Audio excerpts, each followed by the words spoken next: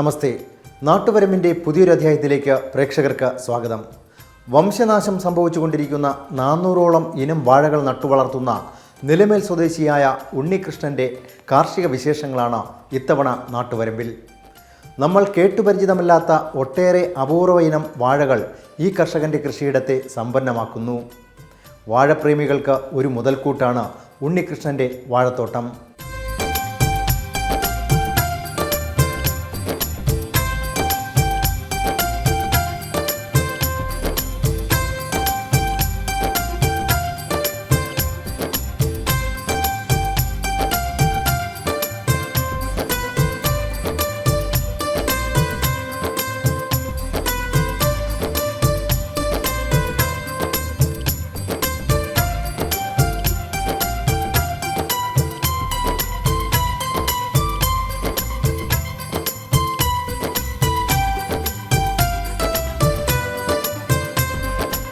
ലോകത്ത് ഏറ്റവും കൂടുതൽ പഴക്കമുള്ള പഴവർഗ്ഗമാണ് വാഴ എന്ന് പറയുന്നത്.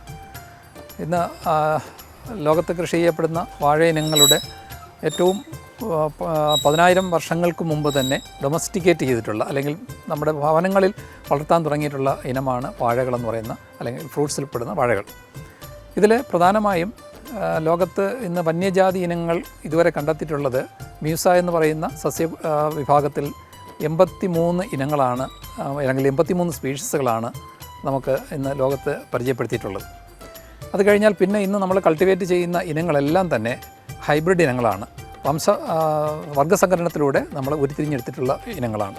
അതിലേറ്റവും പ്രധാനമായിട്ട് വരുന്നത് മ്യൂസ അക്യൂമിനേറ്റയും മ്യൂസ ബൾബിലിഫറയും തമ്മിലുള്ള ക്രോസുകളും അതിൻ്റെ വേരിയൻസുമാണ് ഇന്ന് നമ്മുടെ കർഷകർ കൃഷി ചെയ്യുന്നത്.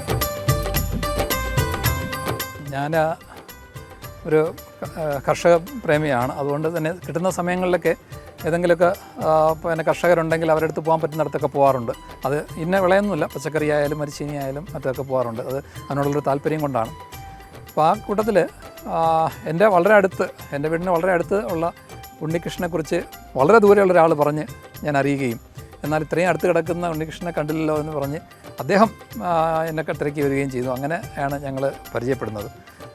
പരിചയപ്പെട്ടതിന് ശേഷം ഞാൻ ഈ തോട്ടത്തിൽ പല പ്രാവശ്യം വന്നു. അപ്പോഴാണ് ഉണ്ണികൃഷ്ണൻ്റെ ഈ പറഞ്ഞതല്ല ഉണ്ണികൃഷ്ണൻ എന്ന് ഞാൻ മനസ്സിലാക്കുന്നത്. കാരണം അദ്ദേഹം ഒരു സാധാരണ തൊഴിലാളിയാണ്, കർഷക തൊഴിലാളിയാണ്. ആ കർഷക തൊഴിലാളിക്ക് സ്വന്തമായി കൃഷിഭൂമിയില്ല. അദ്ദേഹം ചെയ്തിരിക്കുന്ന വിളകൾ അല്ലെങ്കിൽ ഒരു പ്രത്യേക ഇനം വാഴയുടെ വെറൈറ്റികൾ അതെന്നെ വളരെയധികം ആകർഷിച്ചു. പാറശാലയുള്ള വിനോദേട്ടൻ, വാഴച്ചേട്ടൻ എന്നറിയപ്പെടുന്ന ആളുടെ കയ്യിൽ നിന്നാണ് എനിക്ക് ഫസ്റ്റ് വാഴക്കന്ന് 1000 കാ പൂവനാണ് എനിക്ക് തുടക്കത്തിൽ തരുന്നത്. അതിൽ നിന്നാണ് പിന്നെ ശേഖരിച്ച് ഇപ്പോൾ 400ഓളം ഇനങ്ങൾ ശേഖരിച്ചത്. എൻ്റെ ജോലി ടാപ്പിംഗ് ആണ്. അപ്പോൾ ടാപ്പ് ചെയ്തുകൊണ്ടിരുന്ന സമയത്ത് അവിടെ പലരും പെരടങ്ങൾ പാട്ടം കൊടുക്കുന്നുണ്ട്. അപ്പോൾ പാട്ടം കൊടുക്കുന്ന കണ്ടുകൊണ്ട് ഞാനും ഒരിടത്തു നിന്ന് എടുത്ത് ആദ്യം മരിച്ചീനിയാണ് നട്ടത്. അപ്പോൾ അവർ തന്നെ പറഞ്ഞു വാഴയൂടെയൊക്കെ നട്ടൂടെ എന്ന് ചോദിച്ച്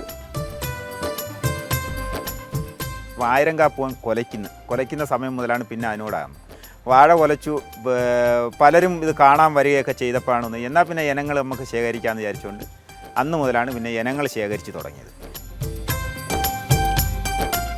ഇത് ഹനുമാൻ ചട്ട എന്ന് പറഞ്ഞൊരു വാഴയാണ്. ഇത് റോബസ്റ്റയിൽ പെടുന്നതാണ്. എന്നാൽ നല്ല മധുരവും നല്ല ടേസ്റ്റുമുള്ള പഴമാണ്. വലിയ ഹൈറ്റ് പോവും, പക്ഷേ അതനുസരിച്ചുള്ള കൊലയാണ് കിട്ടുന്നത്. നല്ല വെയിറ്റും നല്ല തൂക്കമുള്ള കൊലയാണ്. കഴിക്കാനും നല്ല മധുരവും ഒക്കെ ഉള്ള ഒരു റോബസ്റ്റയിൽപ്പെട്ടതാണ്. ഇത് കറക്റ്റ് 6-7 മാസം എടുക്കുമ്പോഴത്തേക്ക് ഇത് കൊലയ്ക്കും. ഞാൻ ഇതിലിപ്പോൾ വളമൊന്നും ചെയ്യാതെ തന്നെ നോക്കിയാൽ മതി, ഇത്രത്തോളം വലിയൊരു കൊല ഇതിനകത്ത് കിട്ടുന്നുണ്ട്. വളമൊക്കെ ചെയ്യുന്ന ഒരു കർഷകനാണെന്നുണ്ടെങ്കിൽ ഇത് വലിയ കൊല കിട്ടും. കാരണം വിൽക്കാനായിട്ട് ഉദ്ദേശിച്ച് നടന്ന ഒരു പാർട്ടിക്കാണെങ്കിൽ അതിൻ്റേതായ രീതിക്ക് കിട്ടുന്ന ഒരു ഇനത്തിൽപ്പെട്ട റോബസ്റ്റയാണിത്. എത്ര കാലം കഴിയുമ്പോൾ നമുക്ക് വിളവെടുക്കാൻ പറ്റും? 3 മാസം കൊണ്ട് വിളവെടുക്കാം. അതിൻ്റെ ടൈപ്പാണ്. ഇപ്പോൾ ഏകദേശം ഒരു മാസത്തിൽ കൂടുതലായതാണ്. ഒരു 1-2 മാസം കൂടെ കഴിയുമ്പോഴത്തേക്ക് 1.5 മാസം കൂടെയൊക്കെ ആകുമ്പോഴത്തേക്ക് ഏകദേശം വിളവെടുക്കാം. ഇത് ഇപ്പോൾ തന്നെ ഏകദേശമൊക്കെ അതിൻ്റെ പൂ തന്നെ കരിഞ്ഞ് തുടങ്ങിയിട്ടുണ്ട്. അപ്പോൾ ഒരു 3 മാസമാണ് എൻ്റെ കണക്ക്. അപ്പോൾ പുറത്തു നിന്നൊക്കെ ആൾക്കാർ നമ്മളുടെ വെറൈറ്റി തൈകൾ ചോദിക്കാറുണ്ട്, അപ്പോൾ കൊടുക്കാറുണ്ട്, വന്ന് ചോദിക്കാറുണ്ട്, കൊടുക്കാറുമുണ്ട്. അപ്പം ചിലത് പാക്കേജായിട്ടായിരിക്കും കൊടുക്കുന്നത്, ചിലവർക്ക് പാക്കേജായിട്ട് വേണ്ടാന്ന് പറയുന്നവരുണ്ട്. അപ്പം സിംഗിളാണെന്നുണ്ടെങ്കിൽ അതിൻ്റേതായ ഒരു ഇതിൽ നമുക്ക് നഷ്ടം വരരുത്, വാങ്ങുന്ന ആൾക്ക് നഷ്ടം വരാത്ത രീതിക്ക് ഞങ്ങളിത് കൊടുക്കാം. പാക്കേജ് എങ്ങനെയാണ്? പാക്കേജ് എന്ന് പറയുമ്പോഴത്തേക്ക് ഒരു 10 ഇനം 12 ഇനം ആണ് അതിൻ്റെ പാക്കേജ് വരുന്നത്. വെറൈറ്റി അനുസരിച്ചാണ് റേറ്റുകൾ വരുന്നത്. പിന്നെ രണ്ടാമത് ഇപ്പോൾ ഈ വെറൈറ്റികളിൽ മെയിൻ വെറൈറ്റികൾ വരുമ്പോൾ നമുക്ക് അത്രത്തോളം ഇതായിട്ട് കൊടുക്കാൻ കഴിയുള്ളൂ. അല്ലാതെ വരുമ്പോൾ ഇപ്പോൾ ഒരു പാക്കേജ് എന്ന് പറഞ്ഞൊരു 10 എണ്ണം 15 എണ്ണം ആണ് എടുക്കണമെന്നുണ്ടെങ്കിൽ നമ്മൾ 20 എണ്ണം വരെയും നമ്മൾ കൊടുക്കാറുണ്ട്. മറ്റുള്ള വാഴകളില്ലേ, മറ്റുള്ള വാഴക്കന്നുകൾ നട്ട് പരിപാലിക്കുന്ന പോലെയല്ല ഈ വെറൈറ്റി ഇനം, ഈ വിദേശ ഇനം, അത് ഇവിടുത്തെ മണ്ണിൽ എങ്ങനെ നട്ട് പരിപാലിക്കുന്നു നിങ്ങൾ? ഇവിടെ ഞാൻ എൻ്റെ രീതിക്കാണ് പറയുന്നതെന്നുണ്ടെങ്കിൽ ഞാനിത് സാധാരണ എല്ലാ വാഴയും ഒരേപോലെയാണ് കാണുന്നത്. കാര്യം നമ്മൾ നടുന്ന സമയത്ത് ഈ ഇനവാഴകൾക്ക് കൂടുതലും ഞാൻ ആദ്യം തറകളിലായിരുന്നു കൊണ്ടുവച്ചത്. അന്നേരത്തെ എനിക്ക് കൂടുതലും നശിച്ചു പോയായിരുന്നു. കൂടുതലും ഈ മഴവെള്ളം വീണും പിന്നെ മഞ്ഞുണ്ടെങ്കിൽ വീണും ഒക്കെ ഇത് നമ്മൾ വെള്ളം ഒഴിക്കുമ്പോഴും ഇതിൻ്റെ മണ്ടയിൽ വെള്ളം വീഴുമ്പം ഓട്ടോമാറ്റിക് അഴുകി പോകാറുണ്ട്. ഇപ്പോൾ അങ്ങനെ കുറേ ഇനങ്ങൾ ഞങ്ങൾ കൊണ്ടുവരണം നമുക്ക് നഷ്ടമായിട്ട് വന്നപ്പോൾ ഞങ്ങളിപ്പോൾ ചെയ്യുന്ന പരിപാടി എന്ന് പറഞ്ഞാൽ ഇതിന് ഏതൊരു വാഴക്കന്നിനായാലും ഏതൊരു ചെടിക്കും ചാണകപ്പൊടിയുടെ ഒരു സ്മെല്ല് ആ മണ്ണിലുണ്ടെങ്കിൽ പെട്ടെന്ന് വേരോടും. ഞാൻ ഇത്രയും നാൾ നട്ടിട്ടുള്ളതിൽ മനസ്സിലാക്കിയതാണ്. അപ്പോൾ അതുകൊണ്ട് നമ്മൾ ചാണകപ്പൊടി കൂട്ടി മണ്ണ് കുറച്ച് നമ്മൾ മിക്സ് ചെയ്ത് ഗ്രോ ബാഗിനകത്ത് ഈ കന്ന് നട്ട് വെച്ച് മണ്ടയിൽ വെള്ളം ഒഴിക്കാതെ തണൽ സൈഡ് വെച്ചിട്ട് വേണം നട്ടുപിടിപ്പിക്കുന്നത്. അത് പൊടിച്ച് വരുമ്പോഴത്തേക്ക് ഞങ്ങളൊരു ഇല അല്ലെങ്കിൽ 2 ഇല ആയി കഴിയുമ്പോൾ സാധാരണ പിന്നെ അവിടെ ചാണകമോ മറ്റുള്ള ഒന്നും ഉപയോഗിക്കുന്നില്ല. ഒരു കുഴിയെടുക്കുക, അതിനകത്ത് ഈ ഗ്രോ ബാഗ് കട്ട് ചെയ്ത് അതിനകത്ത് ഇറക്കുക, ലെവൽ ചെയ്യുക, വെള്ളം കൊടുക്കുക. ഇതാണ് എൻ്റെ രീതി. ഒറ്റ തവണ ആ ഒരു വളയേ ഉള്ളു. പിന്നെ ഉള്ളത് ഈ ചവറാണ്. ഈ ചവറുകൾ കൂട്ടി കൊടുക്കുക എന്നുള്ളൊരു. അല്ലാതെ ഇതിനകത്ത് പ്രത്യേകിച്ച് കാര്യം വേറെ ഒന്നും കൊണ്ടല്ല, നമ്മൾ വ്യവസായ മാറ്റം നമ്മൾ കച്ചവടത്തിൻ്റെ രീതിക്ക് ചെയ്യുമ്പോൾ നമ്മൾ ഈ പറഞ്ഞ രീതിക്ക് നട്ടാൽ ഒരു കർഷകന് മുതലാവൂല. പരിചയപ്പെട്ടാൻ പോണത് IAT75. ഇത് NRCB ഇറക്കിയിട്ടുള്ളൊരു വാഴയാണ്. പഴമെന്ന് പറഞ്ഞു കഴിഞ്ഞാൽ സൂപ്പർ പഴം, നല്ല കഴിക്കാൻ നല്ല മധുരവും നല്ല ടേസ്റ്റും ഉള്ളത്. കണ്ട റോബസ്റ്റ പഴം കണക്കായിരിക്കുന്നത്. റോബസ്റ്റ കണക്കല്ല, ഇത് പരുവമായി വരണതേ ഉള്ളൂ. ഒരു ഏത്തപ്പഴത്തിൻ്റെ വണ്ണത്തോളം ആവും. കഴിക്കാൻ നല്ല അടിപൊളി നല്ല ടേസ്റ്റോട് കൂടിയുള്ളൊരു പഴമാണ്. കുട്ടികൾക്ക് ഏറ്റവും ഇഷ്ടപ്പെടുന്നൊരു പഴമാണിത്. ഇത് പിന്നെ നടേണ്ടത് നമ്മൾ സാധാരണ രീതിക്ക് തന്നെയാണ് ഞാൻ നട്ട് പ്രത്യേകിച്ചുള്ള വളമൊന്നും ഇതിന് കൊടുത്തിട്ടില്ല. വെള്ളമാണ് മെയിനായിട്ട് ഉള്ളത്. ഒരുവിധമുള്ള വാഴകളെല്ലാം 7-ാം മാസം കുലയ്ക്കും. അപ്പോൾ ഇതും 7 മാസം കഴിഞ്ഞാൽ ഇപ്പോൾ കുലച്ച് ഇപ്പോൾ ഏകദേശമായിട്ട് ഒരുവിധം പരുവമായി വന്നു കഴിഞ്ഞിട്ടുണ്ട്. നമ്മൾ ഇനി കാണാൻ പോണത് ആഫ്രിക്കൻ കദളി, അതായത് പിന്നെ ഏങ്ങാമ്പി എന്നാണ് അതിൻ്റെ പേര് വന്നത്. ആഫ്രിക്കൻ കദളി എന്നുള്ളതാണ്. പിന്നെ ഇത് പഴം കദളിപ്പഴമാണെന്ന് വെച്ച് പൂജയ്ക്ക് എടുക്കുന്നതല്ല. അപ്പോൾ ഇതിൻ്റെ പ്രത്യേകത എന്ന് പറയുമ്പോഴത്തേക്ക് ഒരു പറങ്കാങ്ങേര ഒരു ടേസ്റ്റ് ഉണ്ടാവും. നല്ലതുപോലെ പഴുത്ത് കഴിഞ്ഞാൽ പറങ്കാങ്ങേര ടേസ്റ്റും, പഴുത്ത് വരണ സമയത്ത് ഒരു ചെറിയ പൈനാപ്പിളിൻ്റെ ടേസ്റ്റ് കണക്കാണ്. പിന്നെ കുട്ടികൾക്കൊക്കെ ഏറ്റവും ഇഷ്ടപ്പെട്ട പഴമാണ് ഇത്. കച്ചവടക്കാർക്ക്, അതായത് നമ്മളിപ്പോൾ ഇതൊരു കർഷകന് ഉപയോഗിച്ച് നമുക്ക് കച്ചവടത്തിന് കൊടുക്കാൻ കഴിയില്ല. കാര്യം പഴുത്ത് കഴിഞ്ഞാൽ ഇറുന്ന് വീഴും. അതുകൊണ്ട് കടക്കാർ ഇത് വാങ്ങി വയ്ക്കാൻ ബുദ്ധിമുട്ടാണ്, കടക്കാർ വാങ്ങാറില്ല. അതാണ് ഇതിൻ്റെ ഇത് പേര് വരുന്നത് ഏങ്ങാമ്പി ആഫ്രിക്കൻ കദളി. ചിങ്ങൻ, നമ്മളെ നാട്ടിലെ തനതായ ഒരു വാഴയാണ് ചിങ്ങൻ വാഴ. അതിൻ്റെ ഇതാണ് നമ്മൾ ഇനി കാണുന്നത്. ഇത് പഴം നല്ല മധുരവും നല്ല ടേസ്റ്റും ഉള്ളതാണ്. കഴിക്കാനും നല്ല ഒരിതുണ്ട്. ഇതും 7 മാസം ആണ് ഇതിൻ്റെ സമയം. 7 മാസം 3 മാസം കുല വിളയാനും. ഇതാണ് അതിൻ്റെ ചിങ്ങൻ വാഴ.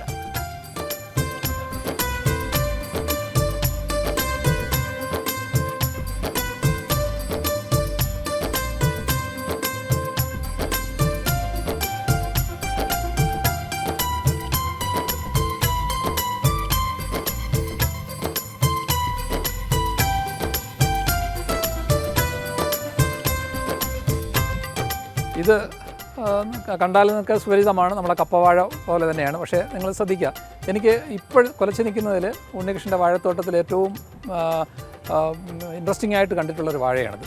ഇത് തായ്ലൻഡ് റെഡ് എന്നാണ് അറിയപ്പെടുന്നത്. ഇതിൻ്റെ ഹൈറ്റ് മാക്സിമം ആണിത്. ഇത്ര ഹൈറ്റിലേ വരത്തുള്ളൂ. നമ്മുടെ തലയ്ക്കൊപ്പം അല്ലെങ്കിൽ 6 അടി മാത്രം വളർന്നിട്ട് വലിയ കുലകൾ. ഇത് നേരത്തെ ഞാൻ പറഞ്ഞു, ഇതിനകത്ത് വളങ്ങളൊന്നും ചെയ്യാതെ കൃഷി ചെയ്യുന്ന ആളാണ്. എന്നിട്ട് പോലും ഏകദേശം 5-6 പടലയുള്ള ഈ ഇനം വളരെ റയറാണ്. വളരെ അപൂർവം ആൾക്കാരുടെ കയ്യിൽ മാത്രമുള്ള വളരെ ഹൈറ്റ് കുറഞ്ഞ നമ്മുടെ കപ്പവാഴയോട് സാമ്യമുള്ള തായ്ലൻഡ് റെഡ് എന്ന് പറയുന്ന ഇനമാണ്. ഇതുപോലെ നിരവധി ഇനങ്ങൾ നമുക്ക് ഇവിടെ കാണാൻ കഴിയും. നോർമലി നമുക്ക് 10 മാസം 12 മാസമൊക്കെയാണ് നമുക്കൊരു കുലച്ച് വാഴ വെട്ടാൻ കഴിയുന്നത്. കപ്പവാഴയാണെങ്കിൽ ഏകദേശം 12 മാസം തന്നെ എടുക്കും. 12 മാസത്തിലധികം എടുക്കും നമുക്ക് വിളഞ്ഞ് വെട്ടിയെടുക്കാൻ. ഇവിടെ ഇത് 7 മാസം കൊണ്ട് നമുക്ക് കൊല വന്ന് വിളഞ്ഞ് നമുക്ക് വെട്ടിയെടുക്കാൻ കഴിയും. പല വിദേശ ഇനങ്ങളിലും ഷോർട്ട് ഡ്യൂറേഷനാണ്, നമുക്ക് കുറഞ്ഞ സമയം കൊണ്ട് നമുക്ക് വിളവെടുക്കാൻ കഴിയുന്നവയാണ്. എന്നാൽ അപൂർവം ചില ഇനങ്ങൾ വളരെ കൂടുതൽ സമയം 12 മാസമോ മറ്റോ എടുക്കുന്ന ഇനങ്ങളും ഇതിൽ കാണപ്പെടുന്നു.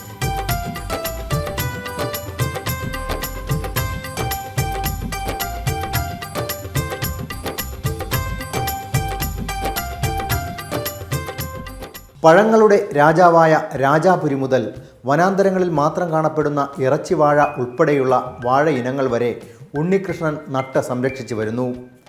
ഔഷധ ഗുണങ്ങൾ ഏറെയുള്ള ഒട്ടേറെ വാഴ വൈവിധ്യങ്ങളും ഈ തോട്ടത്തിൽ നമുക്ക് കാണാം.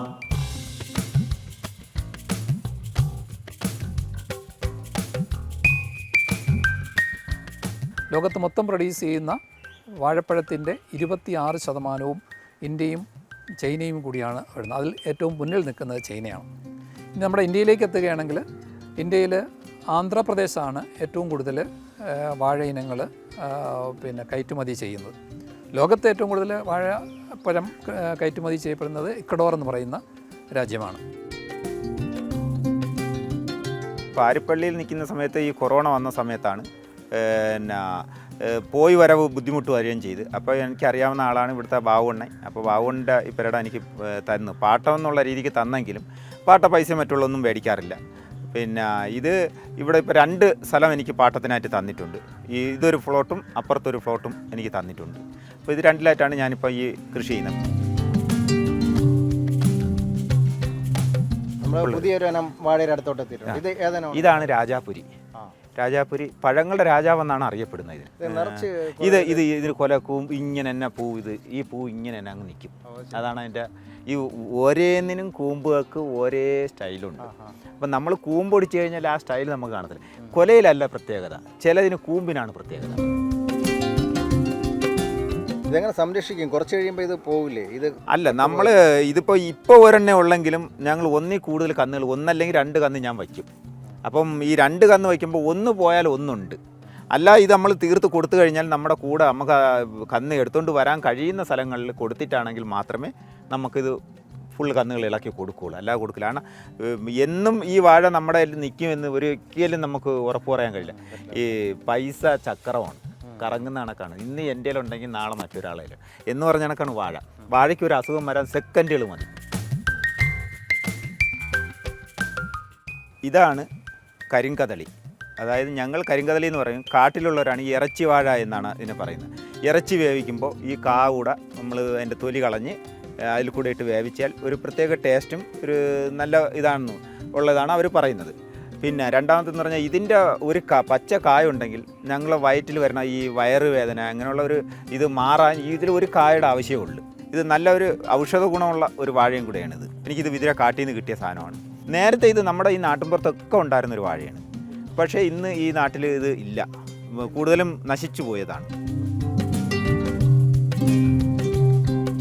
കുറച്ച് ഇനങ്ങൾ മാത്രമേ നമുക്ക് ഇന്ന് നിലവിലുള്ളൂ. അത് ഈ കച്ചവടത്തിന് പറ്റിയ രീതിക്കുള്ളത് മാത്രം. മുമ്പുണ്ടായിരുന്ന കിളിച്ചിങ്ങൻ ഉണ്ടായിരുന്നു, നമ്മുടെ നാട്ടിൻപുറത്ത് ഇഷ്ടം പോലെ ഉണ്ടായിരുന്ന ഒരു വാഴയെന്നാണ് പറഞ്ഞു കേൾക്കുന്നത്. ഞങ്ങൾ കണ്ടിട്ടില്ല. അപ്പം ഞങ്ങളെപ്പോലുള്ളവർ ഇപ്പോൾ പുതിയ തലമുറയ്ക്ക് അത് കണ്ടുപോലും പരിചയപ്പെടാൻ ഇന്ന് ഈ നാട്ടിൻപുറത്തില്ല. അതേപോലെ ആയിരുന്നു കരിങ്കദളി. ഒരുവിധമുള്ള എല്ലാ വീടുകളിലും ഉണ്ടായിരുന്ന വാഴയെന്നാണ് പറയുന്നത്. ഇന്ന് അതും ഇല്ല. അപ്പോൾ ഒരുവിധം എല്ലാം നശിച്ച് കഴിഞ്ഞ്. എന്നിട്ട് പോലും നമ്മുടെ ഇവിടെ ഈ പുതുതലമുറയ്ക്ക് വേണ്ടി സംരക്ഷിക്കാൻ നമ്മുടെ സർക്കാരിന് പോലും ഈ ബനാന ഇതിൻ്റെ സെക്ഷനിലുള്ളവർക്ക് പോലും ഒരു താല്പര്യമില്ലാതെ പോണേ. അപ്പോഴാണ് ഞങ്ങൾ ഇതിന് സംരക്ഷിക്കാനായിട്ടുള്ള ഒരു ശ്രമമാണ് ഇപ്പോൾ നടത്തിക്കൊണ്ടിരിക്കുന്നത്. നമ്മൾ ഇനി അടുത്ത പരിചയപ്പെടാൻ പോണത് കുന്നൻ, അടുക്കൻ, കുന്നൻ, കണ്ണൻ ഇതെന്നെല്ലാം പറയുന്ന ഒറ്റ വാഴയാണ്. അപ്പോൾ അതിൽ ഈ വാഴയുടെ പ്രത്യേകത എന്ന് പറയുമ്പോൾ കുട്ടിയൊക്കെ കുറുക്കി കൊടുക്കാൻ കുറുക്ക് ഉണ്ടാക്കുന്നതിന് എടുക്കുന്ന ഏറ്റവും നല്ലൊരു പഴം. രണ്ടാം, അൾസറിൻ്റെ അസുഖക്കാർക്ക് ഈ പഴം കഴിക്കും ഒരു അസുഖത്തിനൊരു ശമനം കിട്ടും എന്നുള്ള ഒരു ഇതുമുണ്ട്. പിന്നെ നമ്മളെ കളക്ഷനിലും ഇതൊരു പ്രധാനപ്പെട്ട പഴം. പലരും തിരക്കി വരുന്നുണ്ട് ഈ പഴത്തിന് വേണ്ടി, കൊലയ്ക്ക് വേണ്ടി ഇവിടെ കുട്ടികൾക്ക് കൊടുക്കുന്നതിന് വേണ്ടി പല സ്ഥലത്തു നിന്നും തിരക്കി ഇവിടെ വരാറുണ്ട്. അവർക്ക് കൊലയുണ്ടെങ്കിൽ ഞാൻ കൊടുക്കുന്നുമുണ്ട്. വരുന്നവർ 2-3 കന്നൊക്കെയാണ് മേടിച്ചുകൊണ്ട് പോണത്. ഇനി നമ്മൾ കാണാൻ പോണത് ചവണിയാങ്കൽ പൂവൻ. ഇതും കറക്റ്റ് പറഞ്ഞാൽ ഒരു വിദേശ വാഴയാണ്. അപ്പം ഇതിൻ്റെ പഴം എന്ന് പറഞ്ഞാൽ ഏറ്റവും നല്ല പൂവമ്പഴം കണക്കാണ്. നല്ല അടിപൊളി ടേസ്റ്റ്, നല്ല മധുരവും നല്ല കഴിക്കാൻ പറ്റിയ പഴമാണ്. ഇത് ആന്ധ്രക്കാർക്ക് ഏറ്റവും ഇഷ്ടപ്പെട്ട പഴം. ഇവിടെ പറഞ്ഞാൽ ആന്ധ്രക്കാർ പലരും ചോദിക്കണ ഒരു കാര്യമുണ്ട്, ഇതിൻ്റെ കൊലയുണ്ടാന്നാണ് ആദ്യം ചോദിക്കുന്നത്. ഇപ്പോൾ കഴിഞ്ഞ ആഴ്ചയിലും ഞാൻ ഇതിൻ്റെ കൊല ആന്ധ്രയിലേക്ക് അയച്ചു കൊടുത്തതേ ഉള്ളൂ. ഞാനിത് കച്ചവടം ഇല്ല, കൊല കച്ചവടം ഇല്ല. കൊല ഞങ്ങൾ ഉപയോഗിക്കുക എന്നുള്ളതാണ്. അപ്പോൾ രാസവളങ്ങളോ മറ്റതോ ഉപയോഗിച്ചിട്ട് ഞങ്ങൾ ഉപയോഗിക്കേണ്ട കാര്യമില്ലാത്തത് കൊണ്ട് ഞങ്ങളത് ഉപയോഗിക്കാറില്ല. ഒന്ന് എൻ്റെ വീട്ടിൽ കുട്ടികളും ഞങ്ങളും കഴിക്കുന്നുണ്ട്, പിന്നെ എന്നെ കാണാൻ വരുന്നവർക്ക് കൊടുക്കുന്നുണ്ട്. അപ്പോൾ അതിന് പ്രത്യേകിച്ചൊരു വളം ചെയ്തൊരു കൊല വേണ്ടല്ലേ, അതുകൊണ്ടാണ് അങ്ങനെ എടുക്കുന്നത്. ലാഭം എന്ന് പറയുന്നത് ഒരു വർഷം നമ്മളെ കയ്യിൽ നിന്ന് തന്നെ കാശ് പോകും. ഒരു വർഷം കഴിയുമ്പോൾ ഇത് കൊലച്ച് കഴിഞ്ഞിട്ട് ഈ കൊലകൾ ഞങ്ങളെ ഗ്രൂപ്പ് വഴി കാണിക്കുമ്പോൾ അവർക്ക് കന്നിന് ആവശ്യം വരും. ആ കന്നിൽ നിന്നാണ് നമ്മുടെ മുതൽ ഞങ്ങൾ എടുക്കുന്നത്, അല്ലാതെ കൊല വിറ്റെടുക്കാറില്ല. എക്സിബിഷന് ഇത് പങ്കെടുക്കാറുണ്ട്. അപ്പോൾ അതിലൊരു വരുമാനമുണ്ട്. ഇനത്തിൽപ്പെട്ട വാഴകൾ ഞങ്ങൾ കൊലകൾ കൊടുക്കുമ്പോഴത്തേക്ക് അതിലുണ്ടാവും. പിന്നെ രണ്ടാമത് എക്സിബിഷന് പോകുമ്പോൾ ഈ ചില ഇനത്തിൽപ്പെട്ട വാഴ കന്നുകൾ കൊണ്ടുപോകാറുണ്ട്. അപ്പോൾ അത് അവിടെ കൊണ്ടുപോയി കൊടുക്കാറുണ്ട്. അങ്ങനെയുള്ള വരുമാനങ്ങൾ തന്നെയാണ് ഞങ്ങൾക്കുള്ളത്. അപ്പോൾ ഈ മേഖലയിൽ ഇന്ന് നമ്മുടെ അഗ്രികൾച്ചർ യൂണിവേഴ്സിറ്റിയുടെയും കണ്ണാറ വാഴ ഗവേഷണ കേന്ദ്രത്തിൻ്റെയും ഒക്കെ നേതൃത്വത്തിൽ, അതുപോലെ തന്നെ തമിഴ്നാട് നമ്മളെക്കാൾ വളരെ മുന്നിലാണ്. തമിഴ്നാട് കാർഷിക സർവകലാശാലയുടെ കേന്ദ്രങ്ങളിൽ പുതിയ ഇനങ്ങൾ വികസിപ്പിച്ചെടുക്കുന്നതിനുള്ള ശ്രമങ്ങൾ നടക്കുന്നതും അവർ വികസിപ്പിച്ചെടുത്ത 2-3 ഇനങ്ങൾ ഇന്ന് കേരളത്തിലെ കർഷകർ നന്നായിട്ട് കൃഷി ചെയ്തു വരുന്നുണ്ട്. അപ്പോൾ നമുക്ക് പുതിയ ഇനങ്ങൾ ഉരുത്തിരിഞ്ഞ് വരുന്നതിനോടൊപ്പം തന്നെ, കൂടുതൽ ഈൽഡ് കിട്ടുന്ന പുതിയ ഇനങ്ങൾ ഉരുത്തിരിഞ്ഞ് വരുന്നതിനോടൊപ്പം തന്നെ പഴയ നമ്മുടെ പണ്ട് തലമുറകൾ ഉപയോഗിച്ചിരുന്ന വളരെ രുചികരമായ അല്ലെങ്കിൽ ഔഷധ മൂല്യങ്ങളുണ്ടായിരുന്ന വാഴകളെ കൂടി സംരക്ഷിക്കേണ്ടത് വളരെ അത്യാവശ്യമാണ്.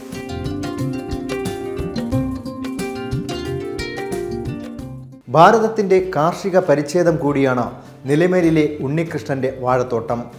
വിവിധ സംസ്ഥാനങ്ങളിൽ നിന്നുള്ള ഒട്ടേറെ വാഴയിനങ്ങൾ ഇവിടെ നട്ട് സംരക്ഷിച്ചു വരുന്നു.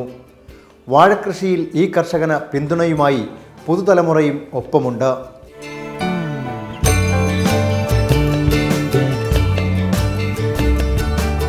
ഇതിൽ നമുക്ക് വർഗ്ഗസങ്കരണം നടത്തി പുതിയ ഇനങ്ങൾ ഉരുത്തിരിയുന്നതിന് കുറച്ച് തടസ്സങ്ങളുണ്ട്.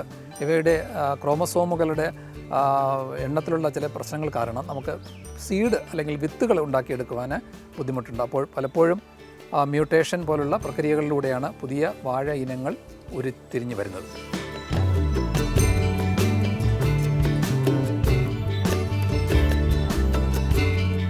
ബസറായി ബീഹാറിൻ്റെ വാഴയാണ്, റോബസ്റ്റ ആണ്. നല്ല മധുരവും നല്ല ടേസ്റ്റും ഒക്കെ ഉള്ളൊരു പഴമാണ്. അതാണിത്. വാഴ നല്ല വലിയ കൊല വീഴുന്നതാണ്.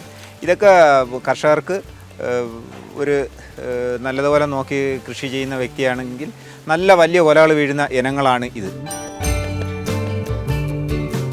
അടുത്ത നമ്മൾ പരിചയപ്പെടുന്നത് ഹർജ ബീഹാറിൻ്റെ വാഴയാണ്. ഇതും ഇതേപോലെ തന്നെ കർഷകർക്ക് കൃഷി ചെയ്യാൻ പറ്റിയ ഒരു വിപണി സാധ്യത ഉള്ള വാഴയാണിതും. ഇതിലിപ്പോൾ റോബസ്റ്റ ഇനത്തിൽപ്പെട്ട ഒരുവിധമുള്ള എല്ലാ സ്റ്റേറ്റിലെയും വാഴകളുണ്ട്. പക്ഷേ എല്ലാം ഒരേ ടൈമിന് കൊലച്ച് വരുന്നില്ല എന്നേ ഉള്ളൂ. സയാം ടിൻ എന്നാണ് ഇതിൻ്റെ പേര്. ഇതിൻ്റെ പ്രത്യേകത എന്ന് പറഞ്ഞു കഴിഞ്ഞാൽ പരന്നാണ് പോണത്. അതിൽ 2 മാണമാണ് ഈ പൊക്കിക്കൊണ്ടിരിക്കുന്നത്. അതായത് ഇതിൽ സാധാരണ രീതിക്കാണെങ്കിൽ നല്ല ഇതിൽ വരുന്ന വാഴ, നല്ല കൊഴുപ്പോടുകൂടി കയറി വരുന്ന വാഴയാണെങ്കിൽ ഇതിൻ്റെ ഇടയ്ക്കിടയ്ക്ക് കമട്ടങ്ങൾ വരും.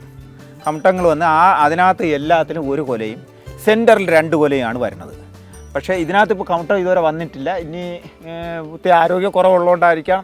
അപ്പോൾ അങ്ങനെ വന്നു കഴിഞ്ഞാൽ ഇത് കമട്ടം വന്നിട്ടില്ലെങ്കിൽ 2 കൊല കൊലയ്ക്കും. ആ 2 കൊലയ്ക്കുള്ള ഇതാണ് ഇതിൽ വ്യക്തമായിട്ട് കാണാം. 2 നാമ്പ് കയറി പൊയ്ക്കൊണ്ടിരിക്കുന്നത്. ഇതിൻ്റെ പേര് വന്നിട്ട് സയാം ടിൻ എന്നാണ് പേര് വരുന്നത്. നല്ല കൊഴുപ്പിൽ വരികയാണെങ്കിൽ 6 കൊല വരെ ഈ ഒരു വാഴയിൽ കൊലയ്ക്കും. ഇതൊരു പുതിയ വെറൈറ്റിയാണ്. കർണാടകയിൽ നമ്മുടെ ഒരു സുഹൃത്തിന് ഇത് കൊലച്ചിട്ടുണ്ട്. നമുക്കിത് വെളിയിൽ നിന്ന് കിട്ടിയാണ്. വെളിയിൽ നിന്ന് നമുക്ക് കൽക്കട്ടയിൽ നിന്നാണ് ഇത് കിട്ടിയത്.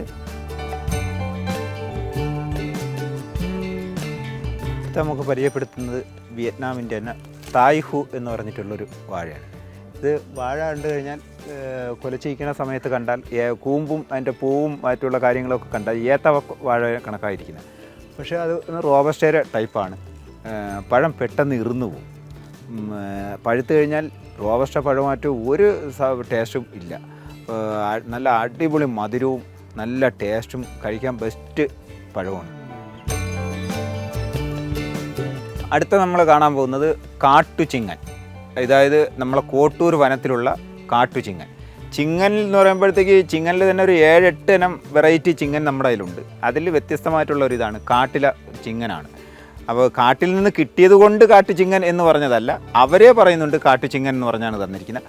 ഇതിൻ്റെ പ്രത്യേകത അവർ പറഞ്ഞിരിക്കുന്നത്, അവർ ഏതൊരു അസുഖം വന്നാലും അവർ ഇതിൻ്റെ പഴമാണ് കഴിക്കുന്നത്. അവർക്കുള്ള മരുന്നെന്നാണ് അവർ പറയുന്നത്.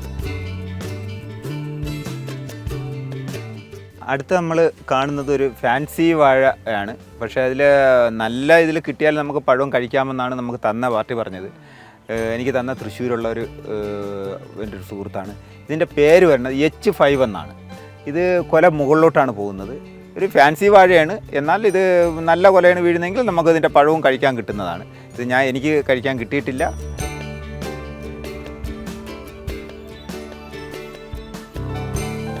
ഇത് രണ്ടുപേരും എൻ്റെ മക്കളും ഇതെൻ്റെ ചേട്ടൻ്റെ മകനുമാണ്. അപ്പം ഇവർക്ക് കൃഷിയെക്കുറിച്ചൊക്കെ പഠിക്കാനും മറ്റുള്ള കാര്യങ്ങളും വാഴയെക്കുറിച്ച് പേരുകളും ഒക്കെ ഒരുവിധം പഠിക്കുന്ന ബുക്കിൽ നോക്കിയ പേരുകളും അതിൻ്റെ കൊലയും രീതികളും ഒക്കെ പഠിക്കുന്നുണ്ട്. ഇവർക്ക് കൃഷി എന്ന് പറഞ്ഞാൽ 3 പേർക്കും ഇൻട്രസ്റ്റ് ഉള്ള ഒരു കാര്യമാണ്. കാരണം വൈകിട്ടാകുമ്പം സ്കൂൾ വിട്ട് വന്നാൽ എൻ്റെ കൂടെ 2 പേരും കൂടെ വരും, അല്ലെങ്കിൽ 3 പേരും കൂടെ വരും. വെള്ളം ഒഴിക്കാനും വരും. വെള്ളം ഒഴിച്ച് കഴിഞ്ഞാൽ മറ്റുള്ള പണി എന്തെങ്കിലും ചെയ്യുന്നെങ്കിൽ അതിനുകൂടെ ഹെൽപ്പ് ചെയ്യുകയും എല്ലാ കാര്യത്തിലും ഒരു 3 പേരും ഓക്കെയാണ്. പുതിയ തലമുറകൾ വാഴയെക്കുറിച്ച് അറിഞ്ഞിരിക്കണ്ടേ? വാഴയെക്കുറിച്ച് അറിയണം. ഇതിന് ഇത്ര ഇനങ്ങളുണ്ടെന്നറിയണം. ലോകത്തുള്ളതിൽ തുച്ഛമായ ഇനങ്ങളാണ് നമ്മൾ നട്ടുപിടിപ്പിച്ചിട്ടുള്ളത്. അതെങ്കിലും നമ്മളെ മക്കളുമൊക്കെ അറിഞ്ഞിരിക്കണം എന്നുള്ളത് കൊണ്ട് ഇവരെ കൊണ്ടുവരികയും ഇവരെല്ലാ കാര്യങ്ങളും ചെയ്യുകയൊക്കെ ചെയ്യുന്നുണ്ട്.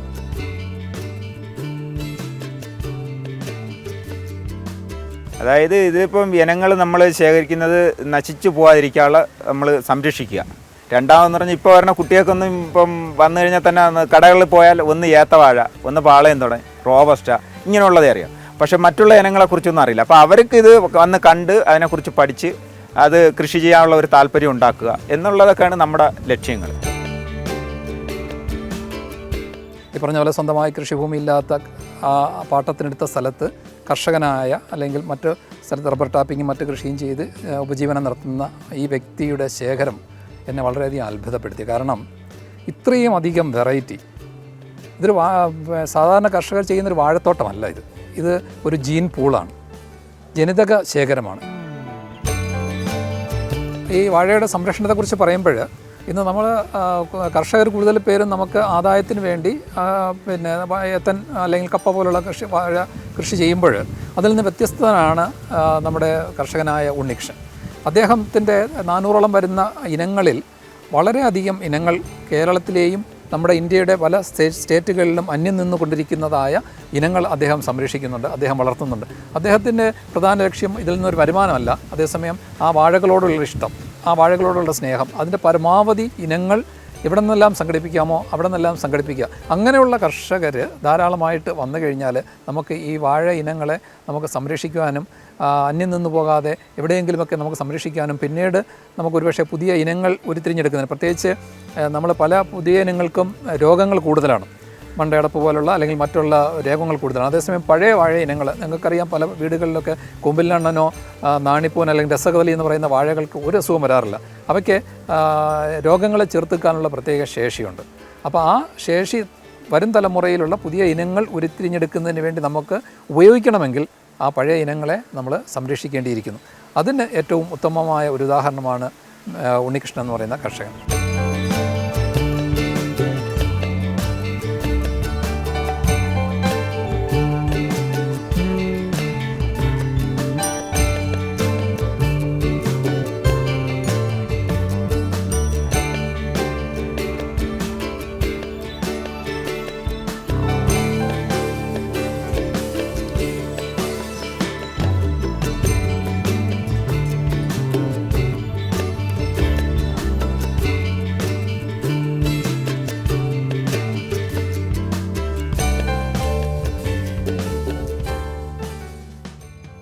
അന്യം നിന്നുപോയ വാഴയിനങ്ങൾ സംരക്ഷിക്കുക എന്ന ദൗത്യം ഏറ്റെടുത്തിരിക്കുന്ന അപൂർവം കർഷകരിൽ ഒരാളാണ് ഉണ്ണികൃഷ്ണൻ.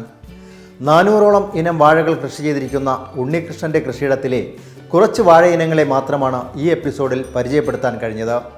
ഈ കർഷകൻ്റെ കൂടുതൽ വിശേഷങ്ങൾ കാണാം നാട്ടുവരമ്പിൻ്റെ അടുത്ത അധ്യായത്തിൽ. നന്ദി, നമസ്തേ.